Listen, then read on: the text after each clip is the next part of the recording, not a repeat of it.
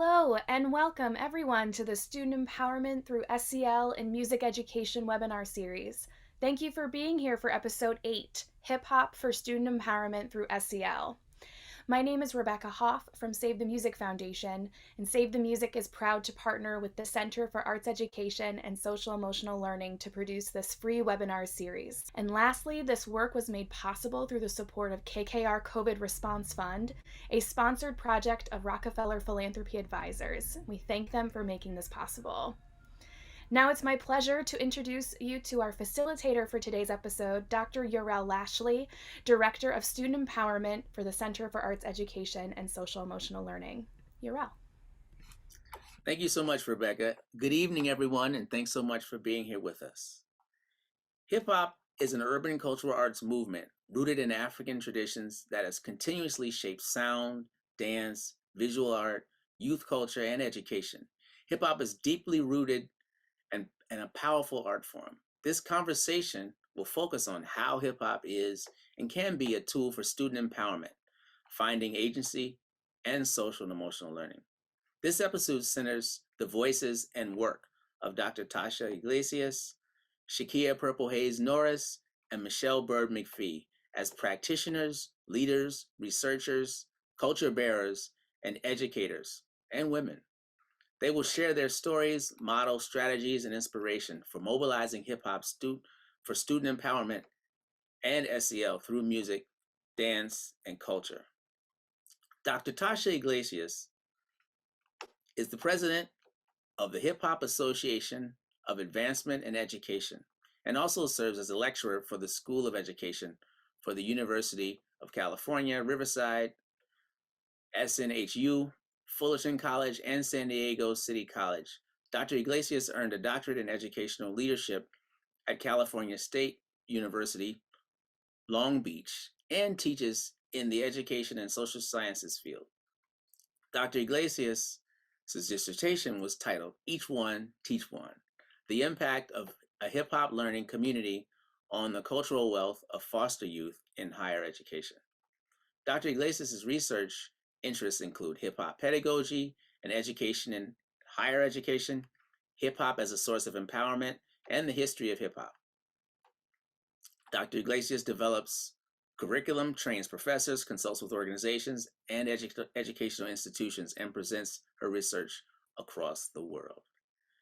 Sheikia Purple Haze Norris, lyrically known as Purple Haze, is a Bronx native currently residing in Newark, New Jersey. This independent international MC and Goddard College grad student is transforming the use of her authentic expression to inspire audience from stage to classrooms and boardrooms as the founding director of the Hip Hop Arts and Cultural Education Program at the New Jersey Performing Arts Center, or NJPAC as some of us know it. Enthusiasts of the art form appreciated her energy, impeccable flow, and clever delivery. From participating as a Ladies First Fund grant recipient, Next Level Program U.S. Cultural Diplomat, Hip Hop Culture Center in the Harlem Artist, or Hip Hop Culture Center in Harlem Artist, a former member of Tony Blackman's Rhyme Like a Girl collective, Freestyle Union, she is continuing to evolve as an artist, educator, and curator. With the 2022 New York Philharmonic performance, a new horizon began for Haze. Purple continues to be committed to consciously causing an effect. Michele Byrd-McPhee is a tireless advocate for girls and women. She is the founder and executive director of Ladies of Hip Hop. Michele has been working for over 2 decades to recontextualize hip hop spaces and conversations regarding sex, gender, and race. Under her direction, Ladies of Hip Hop cultivates dance environments that honor and acknowledge the roots of hip hop and the many creative pioneers who have shaped them. This is especially important given the ways in which Black dance has been co-opted and appropriated without acknowledgement to its community cultural origins. Dr. Tasha Iglesias will start us off in learning, and we will have an opportunity to learn more about the natural connections that she sees between social and emotional development and hip hop, her practice, and outcomes for young people. Welcome, Dr. Iglesias. All right, welcome everyone, and thank you. I get to see some of my friends in the chat. It's an honor to be on this panel, especially with such high esteemed women in hip hop. So thank you. All right, let's start with the next slide. All right, so we already went through a little bit of my bio, but I should explain a little bit of my focus, my priority when we talk about hip hop, and we'll talk about a little bit about the elements real quick. But you should know the lens in which I view hip hop and engage in hip hop is mostly focused on breaking as an element and knowledge. I work with faculty, higher education staff, teachers, educators who are practitioners, mostly focusing on pedagogy and praxis and leadership. And a lot of times have to do the work, especially with my association of bridging the academic world and the culture. Started in the culture, went into academia. And so there's a lot of work to be done to allow both sides to be able to understand each other, and for scholars as well to be able to articulate why hip hop is so powerful and magical and inspirational in so many ways. All right, let's go to the next slide. So again, hip hop is a culture. I should say that. I always start off with that with my students. It is not a music genre, and I'm sure my panelists will also touch on this as well.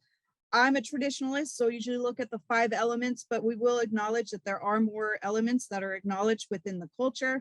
But emceeing, DJing, writers, breakers, probably won't use breakdancing unless I'm referring to it as a commercial sense.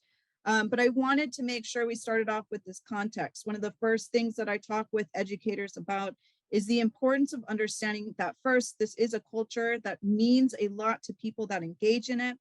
The importance of authenticity when talking about the culture, and the importance of engaging in the culture as well, sometimes outside of class, in order to understand the different elements and how people engage in it.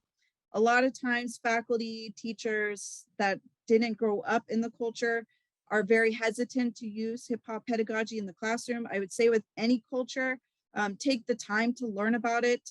It doesn't necessarily always have to be hip hop in the classroom, but with any culture, any student that brings in their background, their heritage, their ancestry, take some time to learn about them and what that culture means to them and why it's so special for that student. All right, you can go on the next slide. So important things to note, many of you are educators, and I'm sure one of the first things when you start to talk about hip hop in academia or in institutional settings, the first thing people do is shut down, right? They're like, nope, rap music, nope, because they don't have an understanding of the culture. So it's not only important to understand how the culture exists, how people engage in it, but also understand that research has been done over the last 30 years on hip hop and its impact in academia and teaching in general, K through 12 as well. I wanted to highlight David Spellman. He just came out with a book specifically focused on today's topic. So I wanted to make sure that for those that are in this presentation, that we had this resource. In this book, he starts off, goes right off the bat. There's an abundance of research highlighting the positive effects of interventions geared towards collaborative for academic, social, and emotional learning. 5 core competencies, which are self-awareness, self-management, social awareness, relationship skills, and responsible decision-making. What's great about this book is there's actual lesson plans in it. When you start to read some of the research, however, on hip hop and social emotional learning, they're going to hopefully start pushing back on just or dissuading you from just rap analysis, rap pedagogy, and looking at how the entire culture, the different elements within hip hop can also empower students. So a lot of my work lies in that kind of gray area that is still being researched, and we still have a long way to go before we have data that can help us prove it. But for now, we have some amazing, amazing scholars doing work in this area. Some of them I wanted to mention today. Elliot Gann, Dr. Elliot Gann from Today's Future Sound. He's out in Oakland. does a lot of work with beat making. Dr. Ian Levy out of Manhattan College. He comes out of the School of Counseling. So wonderful, wonderful resources, as well as Dr. Emery Pachauer, who also uses beat making with the youth in order to empower them and work with real life skills in those neighborhoods across the world. So, all right, let's go to the next slide. So one of the most important things, and mind you all, when I was writing my dissertation, at a certain point, my chair said, you have to stop reading. She's put it down, put the readings down. And when I put the readings down and came back to them later, I was so, who was it from Oakland? Dr. Elliot Gann. But I was so sad because I missed all this amazing scholarship from Dr. Gloria Ladson-Billings. When we talk about culturally relevant pedagogy, culturally responsive pedagogy, a lot of academics, a lot of people that work in the education field go right to Dr. Gloria Ladson-Billings. And why wouldn't you, right? So one of the pioneers in that kind of theory. But what happened is, over time, Dr. Ladson-Billings started to realize that students didn't identify with culture in the ways that we originally thought or assumed. So it was no longer identifying by race, ethnicity only. They were starting to identify by the hip hop culture. A lot of her studies track these observations that she did in classrooms with instructors that used hip hop in the classroom. And she later said, hey, this is a culturally sustaining pedagogy, hip hop. She put culturally relevant pedagogy is a pedagogy that empowers students intellectually, socially, emotionally, and politically, using cultural reference to impart knowledge, skills, and attitudes. She would later go on and kind of address her original work and say, hey, there's something about hip hop that is engaging the youth, where we're able to make connections and we're able to use lessons learned from this culture and the way that we teach and lead in order to empower the youth. The article where she states this and really goes into hip hop and makes that argument is right there. You can look at it later. It's Culturally Relevant Pedagogy 2.0, AKA the remix. So amazing resource, and it will help you when you're trying to articulate, especially to administration. We know it in our hearts, but sometimes they speak a different language. And a lot of times you have to use the people that guide them, that's their North Star, to help you get that foot into the door. All right, we're gonna go to our next slide. While they're queuing up this video, Dr. Bettina Love is one of my North Stars, and she'll always talk about her North Stars in her talks. But she is one that's working with K through 12 youth as well, and engaging in hip hop. Yeah, right? I love Dr. Bettina Love too. But she was also acknowledging there's a connection that can be made with students through the hip hop culture. She noticed that they're learning differently, but that doesn't mean that they're deficient. And so she is talking about, she sets it up by saying, hey, socio-emotional learning is a predictor of success. This is the components of socio-emotional learning. That's hip hop. And then she goes into talking about the cipher, which is how I'll end this presentation, is talking about the cipher and what we can learn from it real quickly. So go ahead. I'll turn my video off and go on mute before you can play that video. So let's start with the first one, social and emotional intelligence. If you've ever gone to a hip hop cipher, you have kids all in a circle, and they could be freestyle rapping, they could be battling, they could be dancing.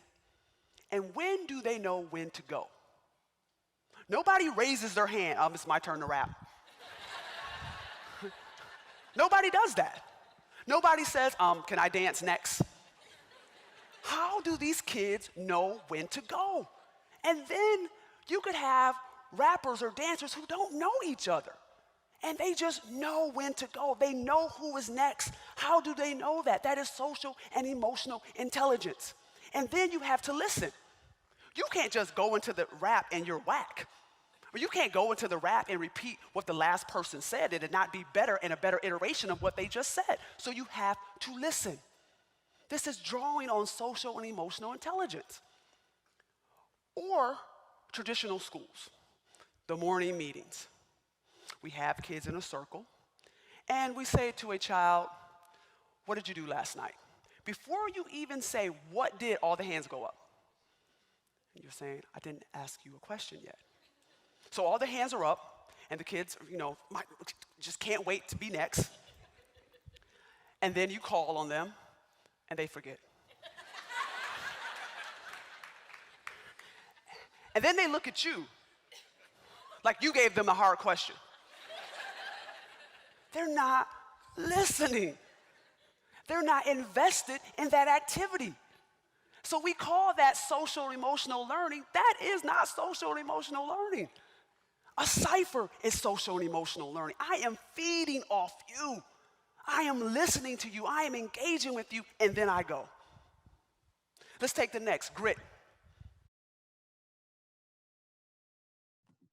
All right, so thank you for that, for supporting me with that video. So nice to have technical support. I can't explain how much I appreciate that.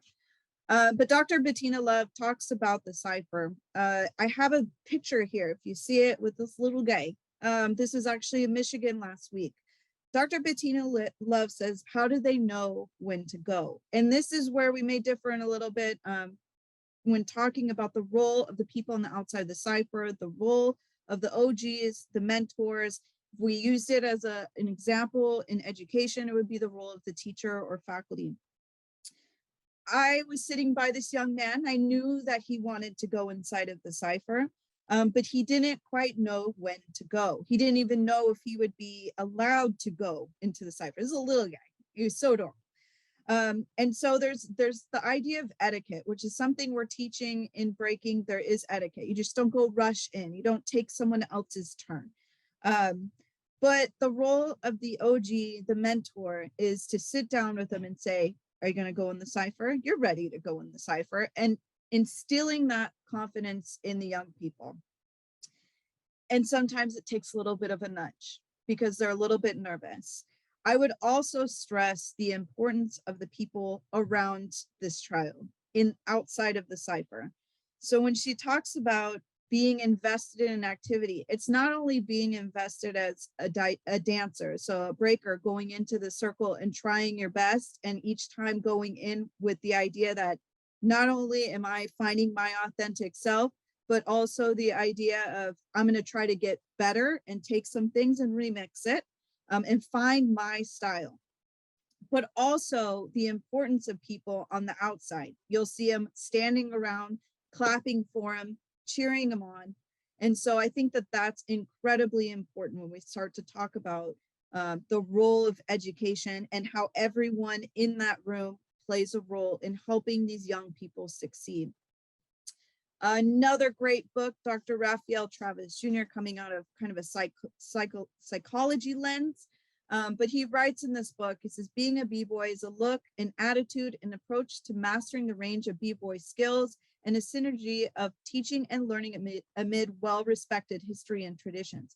You got to remember, and I see some comments in the chat box. Hip hop did start in New York, but it spread across the world. It is almost prevalent and existing in almost every country that I've ever reached out to. So our organization actually works with 67 different countries. Hip hop is something you can find everywhere. So when they're talking about well-respected history and tradition, we're going back into the 1970s with a culture that has spread across the world and is the #1 listened to genre, if we talk about rap music, in the world. So to say, when we talk about students engaging in hip hop, when we talk about adults engaging in hip hop and the power that it has, it is global. He also writes, Dr. Travis in here, in all of the varied manifestations of engaging hip hop artifacts, the goal is consistently to become better. We don't come into hip hop saying, well, I think I'll be all right. Most of the time, whenever you talk to someone that starts to engage in the culture, they're like, I'm going to be the best. And I'm gonna keep working as hard as I can. And you have a support system in place to help you be the best version of yourself and stand out for being authentic and individual and having your style. That's not always the case in education. And that's something you can take in to the classroom, is that mentality, and to show them how it exists outside of the classroom, some ways of pushing you to be that best version of yourself. All right, we'll go to our last slide. So again, this is a picture. This is B-Boy Zulurima. My organization was able to fundraise and bring him out from Tunisia. He's a double amputee and get him new prosthetics. When we talk about SEL, right? So I'm going to go back to what David Spellman was saying about kind of the core components real quick and end it off with this. But self-awareness, self-management, social awareness. It says for urban youth, hip hop music and culture is where they find their voice to participate and challenge injustice within our democratic society. From the onset, hip hop was calling out social inequalities and saying we deserve more and we're going to join together, unite, and express ourselves in a way that often seems dangerous to other systems, I should say. But it was about finding their voice, having a place where they could speak out, speak up, and be respected for who they were and where they came from. And another great quote I found, hip hop is important, helping men of color cope with the stresses of living in disadvantaged settings. So when we talk about Zulurima coming out from Tunisia, he was on the floor with this young little guy, trying to teach him different kinds of breaking moves that he had to learn and had to adapt because he has prosthetic legs. And one of the first things he asked me, he's trying to show the kids step by step, step one, step two. And he goes, I don't know how to teach him. I don't know where to start. And what I reminded him of, I said, how did you learn how to break? And he said, I learned how to break because I was just around people and we were having fun and listening to music. And I just was exploring my own kind of capabilities, what I could do, looking at other people and building upon it. So what I would say to educators, go back to what made you fall in love with education. Use that energy, use those types of methods in the classroom with your student, with your community. And remember that sometimes academia is telling us to create these PowerPoints and do step one and step two. But just like we learn the ABCs through music, through song, their power is already there. It's not that difficult, but sometimes we've been taught and have learned that we had to be so rigid in how we teach and learn. Sometimes we have to go back to the things that inspired us in the first place. So with that being said, I'll get ready for the next panelist. But thank you all so much for your time and for having me here on this panel. Thank you so much, Dr. Iglesias, Tasha. Thank you for giving us the teacher as OG. Yes. That's a powerful thing. And also showing us really what engagement looks like and what being investment looks like, being invested, right? Which is how we think of as educators often is the same as investment or engagement. The cipher as the culture village, even village in the sense that it takes one, a village to support all of us as people in our youth. And finally, focusing in on the importance of culture and obviously bringing up GLB, Gloria Lashley Billings, who's a mentor to so many of us and also was a guest in this series previously and was also a fellow UW-Madison person like myself. So, all right. So now we are very excited to hear from Sheikia Purple Haze Norris, or Purple. She will bless us with a live artistic presentation, live and direct. Purple, welcome, and thanks again for being here with us. Thank you. So I was one of those kids that did as I was told, walk the streets like I was shown, but I chose a different road because I know there's pros to cons.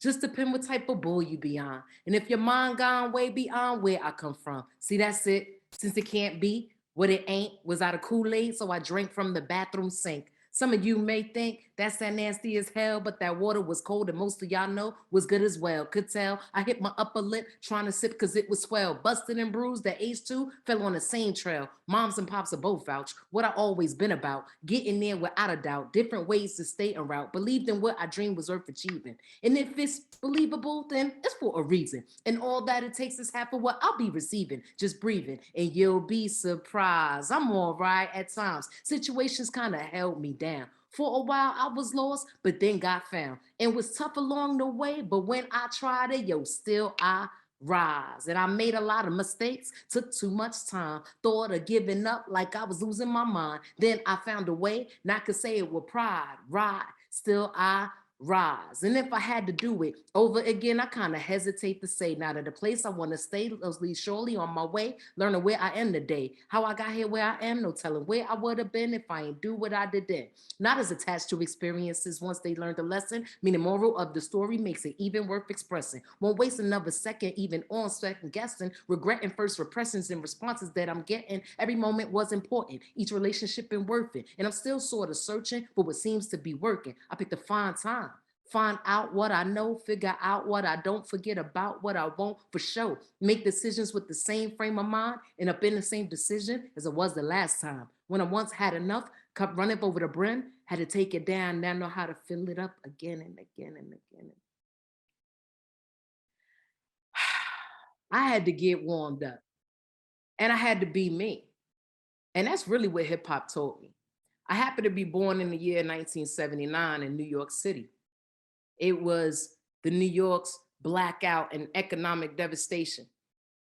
The neighborhood and the surroundings wasn't one unlike places that had been war-stricken. And some of that intentional. But most importantly, those who came before me were audacious, brave, brilliant, allowing their inner genius and their youthful imaginations and exploration to utilize what they had in reach and create. Be it brick, be it spray can, be it train, be it tables, be it the voice to make music and beatbox since art and music was taken out of schools. I'm talking about my older brother's generation in New York City. So hip hop used everything and anything it had to create. And I can't see any part of my life where it was separate simply because the time I was born. And the thing I loved about going to school in the early 80s was riding the train. Why? Because to me, it was decorated with art. Now I'm a New York City kid. I went through a lot, every single museum and every single trail in Central Park, all of the festivals and places around the city. I'm very fortunate for my parents' choice to have the world be my playground. But it was on the trains that I would be able to decode the art, similar to when I traveled later on to Egypt and I looked at Meta-Neter, also known as hieroglyph.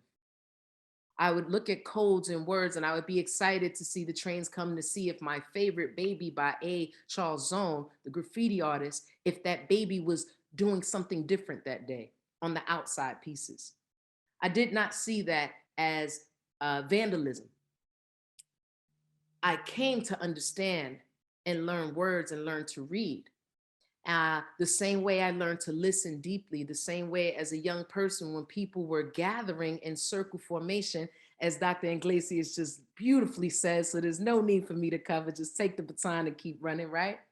But as a shy young girl, with the daddy encouraging me to go closer because of my size, go closer inward, to be with my people, as he always said, never be scared of your own people, to go in. So being the smallest and the shortest and the quietest, but in front, I would be seen watching the feet of the OGs and the elders and everyone brave and bold enough to be in. And they would see me and with hand signals invite me in. And my feet would mimic what they were doing. I was being taught right there in the middle. So the formation of the cipher, I've come to understand, and I'm happy to represent and share.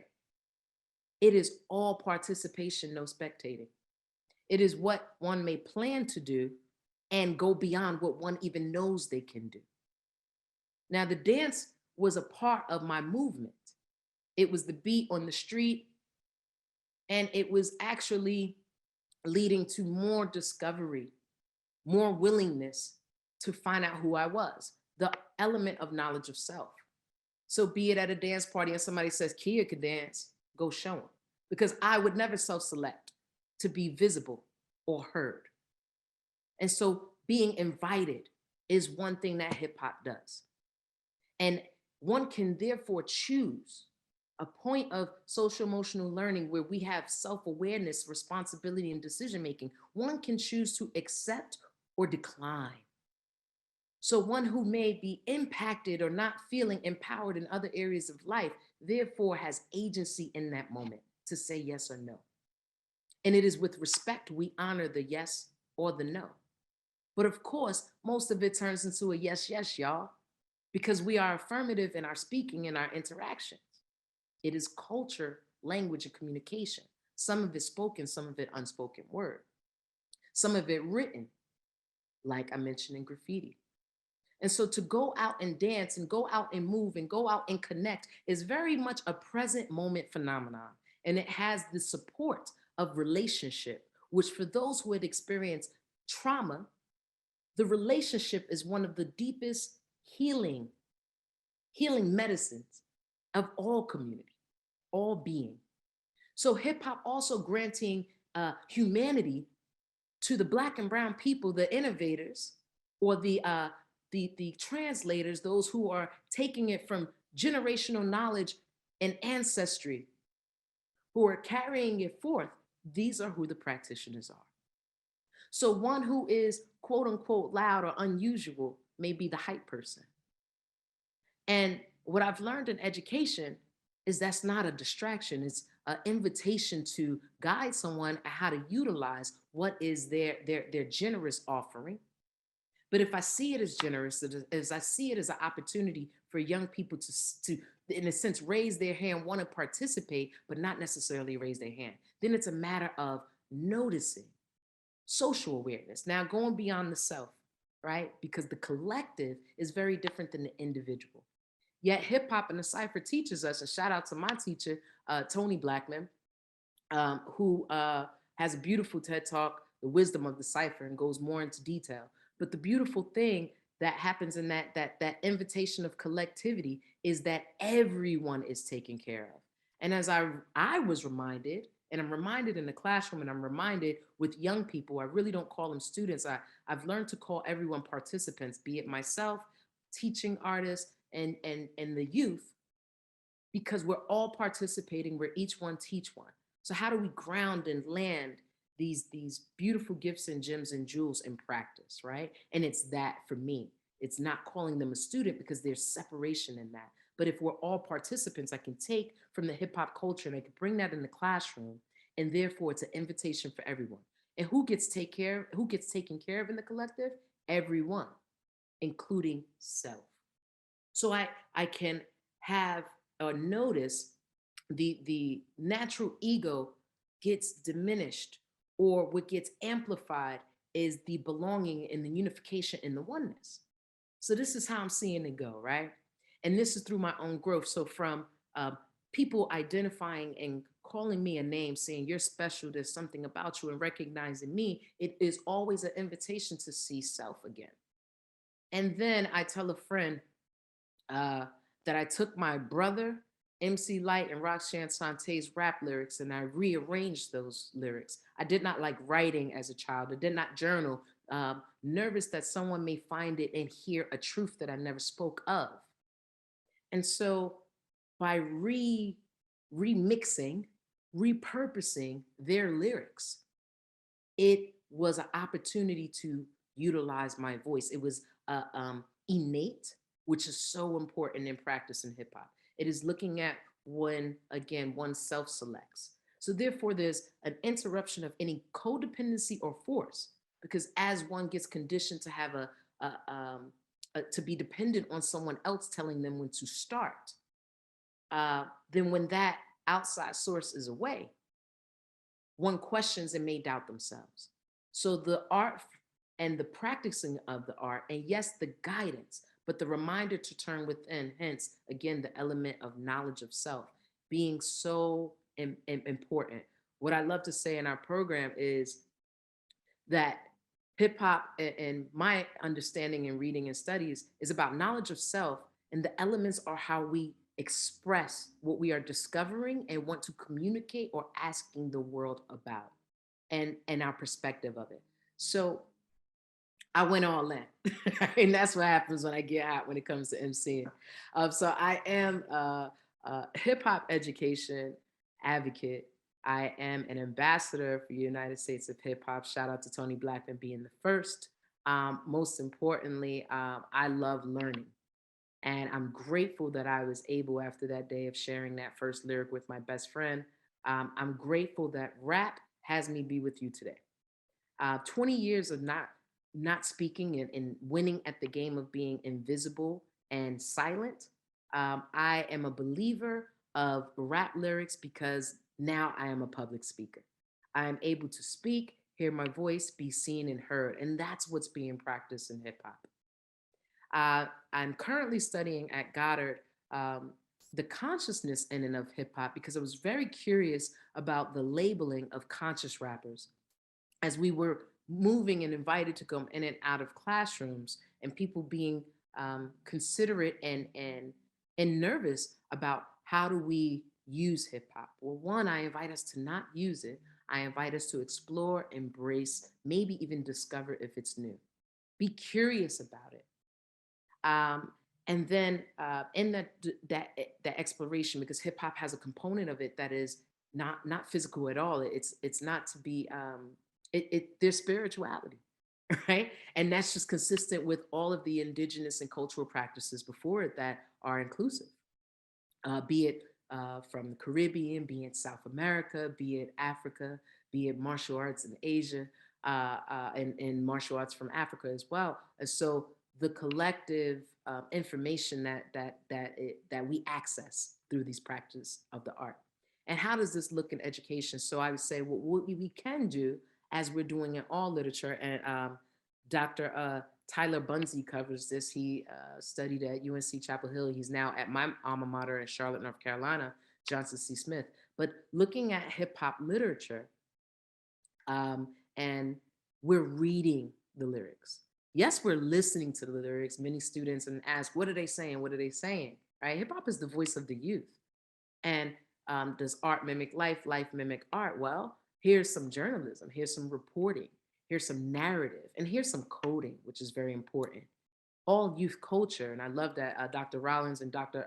And I said, Doctor, my man J.R. Robinson, I guess he's going to follow the lead and be a doctor soon. But I have a book, Youth Power Culture, right? And so hip hop always being the voice of the youth, we celebrate, amplify, and make sure to create space, but be with them. As my man Cool V, one of my teachers from the Juice Crew says, it's about respect. And so we don't want to judge, we can critique, we can converse, we can debate it, but we don't want to disrespect their way of engaging and practicing and articulating through the art, right? So sometimes I don't know what they're saying, right? And I'd be like, oh, I ain't supposed to know what you're saying. That's none of my business. It's not my time. But is that any different than any other form or generational gaps when the grandparent is looking at the child's practice and they don't get what they're talking about and they don't know what they're doing, right? That's not different.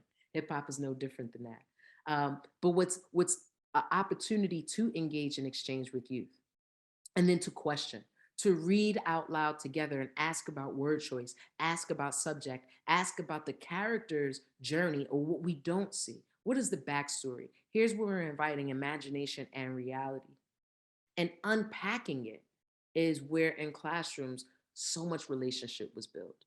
I remember in particular, the rap artist Fetty Wap song Trap Queen came out and it was really, really big. And I read the lyrics. Again, I could copy paste lyrics, identify the source because it's just a matter of respect to show where you got something from, right? So I could eliminate any words that were not appropriate and letting young people know, like, it's like I'm coming to your house. I can't do what I want to do. I want to be a good guest. So we're in school. What's the rules of your school? And then when we're in space together, let's create agreements of how we will be together. So that's one thing that I offer and I've learned that's important is to create community agreements with as a shared power practice, similar to what we do in the cipher, similar to what we're doing when we're rocking mics and crews are going up doing pieces. When I say going up, I'm talking about graph writers. And so therefore, because hip hop is so inclusive, doesn't matter age, size, right? Abilities. No one asked me my identities and my layers, right? I come through and either I'm fresh or I'm not. And they'll let me know. So there's some truth, right? And that reality is necessary because it's building. It's my opportunity to share, practice, and be built and contribute to others, right? And so in reading the Track Queen lyrics, there, the 6th grade class realized the choices and started exploring where people were being responsible or not, and what the negotiation of the characters were. And then the class broke out into a conversation, somewhat of a debate of what was best and what was not best for those characters. They were invested. It was no longer about the song, and it's about life. So hip hop invites us to be alive, again, practice in the present moment, such as freestyle, which is improvisation. And that can be improvisational dance movement, improvisational beatboxing, improvisational beat making, improvisational rap lyrics.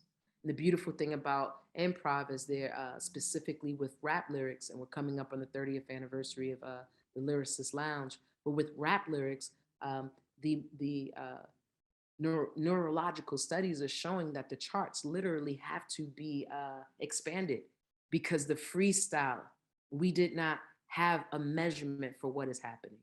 The same way the beatboxer, research has now shown, is utilizing parts of the vocal cord in the voice box that has never been used in any researched language of humanity.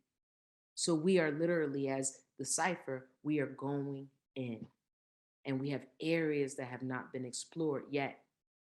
We believe in 360. Everything is in circle and circumference. Everything comes around and goes around again. So it's just being practiced elsewhere. And I just want to shortly, in closing, speak from my travels abroad. And the question in the chat, which I appreciate, is hip hop considered a culture outside of America? Absolutely.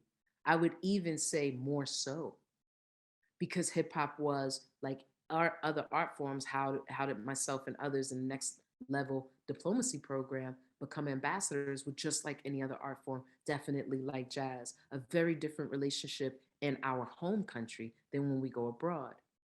So hip hop is being embraced from its cultural origin in all of the places I've traveled so far, be it Ghana, be it Egypt, be it in the deep, deep, deep parts of India where my friends from India haven't visited, Nip Hop in Nepal. Absolutely.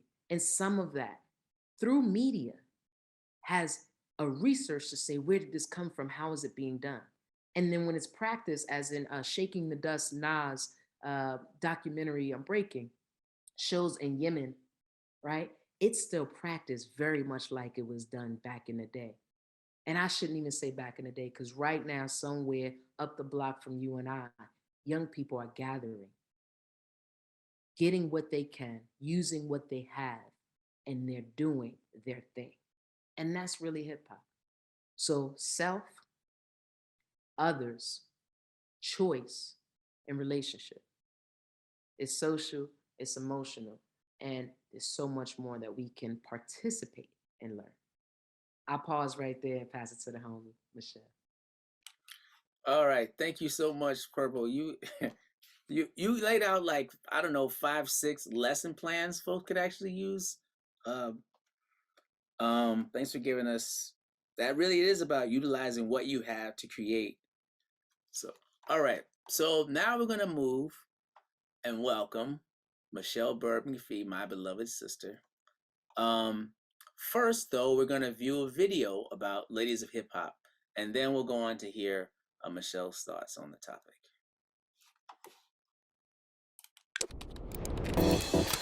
Shake it out, shake it out, girl. Shake it out. Hey. Shake it out, shake it out, girl. Shake it out. You know where we at? Ladies of Hip Hop! In 2004, Ladies of Hip Hop Festival began in Philadelphia as a small training ground for female hip hop dancers who needed a space to come together and exchange. It's nothing but love here, and it feels so good to be around women sharing and caring and supporting and loving and just amazing vibes. It's an honor to actually get opportunity to see a lot of these young ladies dance. Without them, we wouldn't really have any culture. I think they do it better than us. Now, an organization building worldwide connections of female hip-hop artists, Ladies of Hip-Hop Festival has built international partnerships producing Ladies of Hip-Hop Vienna, Ladies of Hip-Hop Wuhan in China, and Ladies of Hip-Hop Portugal. I'm originally from Japan, Tokyo. Ni hao! I'm from China, Beijing, and I love this event. First time in New York, and this is my best experience ever. Each year, an elite group of female artists from around the world are selected to exhibit work, teach, and perform as part of the festival. My name is Nalita, and I'm from Switzerland. I'm from Montreal, Canada. My name is Elsa Mulder. I'm from Holland. My name is Tamara. I'm from Amsterdam. I'm Naomi from Denmark, Copenhagen. International. Hello, I'm from Vancouver, Canada. That's my crew. It's just nice to see all females getting down in so many styles, and especially I'm from Holland and we don't have a lot of B-girls, and I love to see B-girls. This is a battle, all styles battle. So we've got hip hop, house, poppin', lockin', breaking, and this year we have dance hall. The limited view that we see of women in videos, magazines, and in popular culture is not really what exists in hip-hop culture. Teaching and sharing the culture through the female perspective is essential to the growth of hip-hop culture. Ladies of Hip-Hop Festival is an organization that focuses on girls and women and their relationship to hip-hop culture. We provide girls and women with space to express, learn, and share their voice through hip-hop arts. Ladies inspiring and supporting each other, that's so beautiful. We as women, we have to represent the culture and show that we can be strong.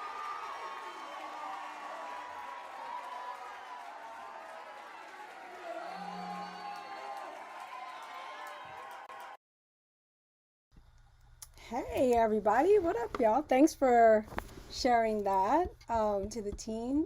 Thank you, Dr. Lashley, for inviting me to this. Thank you to Save the Music and to all the panelists that have spoke so far.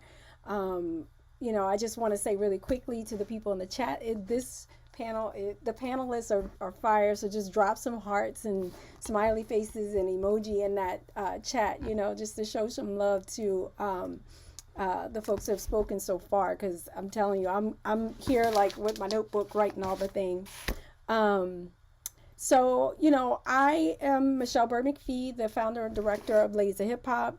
I'm a dance practitioner, so I do actually dance as well as choreograph and run the festival. It is now my full-time job. I've been, you know, I've worked in many different fields. But I am happy and proud to say that I'm finally working full-time running my own nonprofit as opposed to running a lot of other people's nonprofits. My background is in arts administration. You know, I do everything from grant writing. So I'm the development director. I am the choreographer. I'm the artistic director. So a little bit of everything. And I think, you know, in that way, thinking about who I am as a person, I feel like what we do in our community is a natural kind of connection to social and emotional learning. We've already been doing this, you know, as practitioners within our company and within our community. But I do want to add to what Dr. Iglesias was saying, that hip hop is a culture. And further, you know, add to that by saying, you know, it's a culture created by Black and Brown people, specifically Black and Latino communities. And I feel like I want to make sure that I say that and share that, especially in these academic spaces or, you know, in these spaces, you know, in the digital world, so that we are, you know, acknowledging where this culture came from. We're acknowledging those marginalized communities and aren't further marginalizing them in this space. So we can't talk about this without them in the room, right? And so, you know, I'm grateful to be here to talk about it because, like I said, as hip hop practitioners, we've already been doing this within our culture. And if I'm speaking specifically about dance, you know, all the things and all the ways in which we communicate through dance is just, you know, you know, obviously you're going to see me get really happy because I love what I do, you know, but to be able to travel the world and as you see, have so many people come to New York, because the festival started in Philly, but I moved to New York. Me and my family moved to New York, and it was just a natural kind of progression of the festival to move here as well. And it grew and grew and grew into this big international festival. So to see people from other countries come here uninhibited, they were speaking, but there's a lot of folks who are not here, who are here and not speaking English, but they're here for these events. We have a ton of events that happen in New York City over the summer, dance events, and they'll come and stay, and be here for a month at a time. And they can be here and be within our communities and attend these events because dance is a language.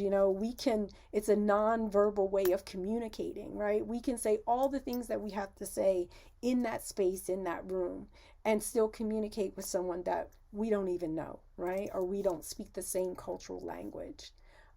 So for me, when I think of, I don't think of, I know SEL now, because there's words to it, and, there's thought behind it, and there's money behind it, and there's a way, to formalize it. But I think informally we've been doing this, within our communities, and thinking about dance as a way to share and heal, using movement, right? And I just think about the social element that we have within the dance community. So, I'm not going to share my age, but I'm definitely one of the kind of OGs within my community. And, I have a collective, Lazy Hip Hop Dance Collective. And within that collective, the youngest one is 17, I believe. And then I am on the way other end of that. And, I've known some of them since they were 6 years old, some before they were born, and so this idea of this intergenerational community that we have, that we're now all performing together on stage, we're going away to residencies, and I'm watching them grow up within this community, and I am imparting to them skills and my lived experience and know how to navigate themselves as artists, professional artists, in spaces, because not everyone is going to be in an academic space, right? So, I feel like our hip hop communities have to be and have been a space of learning, and a space of passing on ways to navigate the world. So if you're just, we can sit and talk about all the scholarly things that, hip hop is doing, and we're definitely breaking down a lot of barriers in that way. But I'm always thinking of like, how is it really serving my community, right? And this idea that I love that Purple Haze was saying, this connection to music, right? And I think about the movement in the music, right? Because for me, music can be, a form of meditation. It can be calming. Because for sure, when Haze was saying her verses, I was definitely like in a zone, right? And so, for us, this is our way of expression, but also a way of healing. I think of when I see students come in who are, I'm not a dancer, I don't want to dance, I'm not gonna do that. And then by the end of the class, they're in the front of the class, trying to show me something, right? So again, this intergenerational sharing, and once I can break down those barriers of, them feeling like, number one, it's a safe space, them feeling like they matter in that space. Bettina Love always talks about mattering, right? And more than matter, I value what they bring to the space, right? I'm not asking them to hang up their emotions and leave them at the door. I'm asking them to bring that fire and their emotions and their mood and their feeling for that day and put it on the dance floor and put it into their movement. So this idea of healing, and providing a space and an outlet for, whatever may be going on in their world at that time, so we're tapping into emotions, we're tapping into that social element, right? And then, healing through fitness, because dance is, I'm going to tell you for a fact, the physicality of what we do in hip hop culture is fitness, so, we don't really talk about it in that way, but it is disguised as that, what it takes to master some of the certain dance forms or certain skills, or a certain series of moves is often hours and hours of practice. And so a byproduct of that is self-care and health, living and moving within a healthier way by just practicing dance. And so again, I just think I can't say enough how much, and I really want to give it up to the hip hop community, how much we've already been kind of doing this work and figuring out ways to connect, to kids who aren't being fed, who aren't being energized in these really traditional ways of thinking of learning, where, we're going to give you a set of words or, a paragraph or whatever it is, memorize it. Let me test you and see if you remember that. It's like that just doesn't work for most kids, especially now, in terms of the way that they take in information and the way that they want to share and be part of the process of what they do. And I think that's what hip hop allows you, because it asks you to show up as a practitioner. As Purple said, it's not really the separation of like, I am the teacher, you are the student, and you say nothing and I teach you everything. It really is about the exchange, and it only works if you show up and you bring that energy and you exchange with us, and I think it allows an opportunity and removes and deconstructs that typical way or traditional way of learning by, you could be in a cipher freestyling, and in that moment, being present in that moment, the teacher can become the student, and the student can become the teacher, right? Because if you do one of the dopest moves that has never been seen before, you automatically are changing and adding to the language of what we do as a dance, right? So now you are a contributor to, what is the foundation of what we do. That's how we formed our foundation, right? By people being present. And it doesn't come out of books, it comes out of practice. And so I think being in those spaces and allowing hip hop to also contribute to spaces like academic spaces really does open up the way in which you can learn and share what you do. And I'm a lived I'm talking from lived experience, not necessarily from study of dance through school, because I didn't, but it's also, it shows what you can do through your dedication and love of what you do, and finding space and opportunity.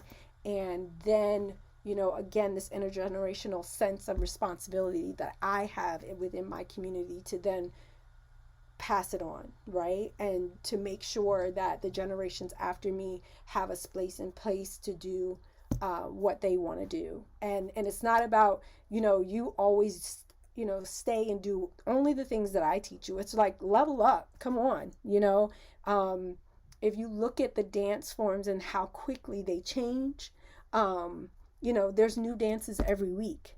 If you talk about African street dance, Afro beats, it's a new challenge, it's a new set of movements, it's a new step every couple of weeks. It just changes so quickly. And so I think, if we're using hip hop culture as an example of, where we could go with education and learning, it could be unstoppable. And yeah. I'm sorry, I'm just like going crazy here, but yeah, I mean, I think in wrapping up, I just want to say that, I think that the young people that, are coming up, especially people who are, somebody said, keep going. Some folks who are coming up, especially on the academic side, we want to make sure that you are being present in the spaces in which this stuff was created. It's equally, if not more, important, so that you do have that experience of being within the moment, especially within a cipher, but definitely within the classrooms. I know that I'm learning from, and I have learned from, and the young women that dance for me have learned from pioneers who have actually created the actual movement that we're doing, right? That you see on TikTok, with people who are so far removed and disconnected from the community that they don't even actually understand that these dance forms are connected to specific neighborhoods, right? Because there's dances right now. Light Feet is straight up from Harlem. You know, that whole dance form came out of there. And so to take this thing, which is called the lock-in, and it's being done in choreography in LA, you know, it's just like, it's so crazy to kind of see, you know, these dances grow beyond those spaces, but it's also scary to see it not be acknowledged in the way that it should and understood in the way that it should. So if you are pursuing, your academic pursuits are, inclusive of hip hop culture, make sure that you're learning all the elements of it and aware of it. We don't dance without the music. That's why it's always weird to see people who are doing what we do to music that is not hip hop, because folks are like, wow, I'm just pushing the form.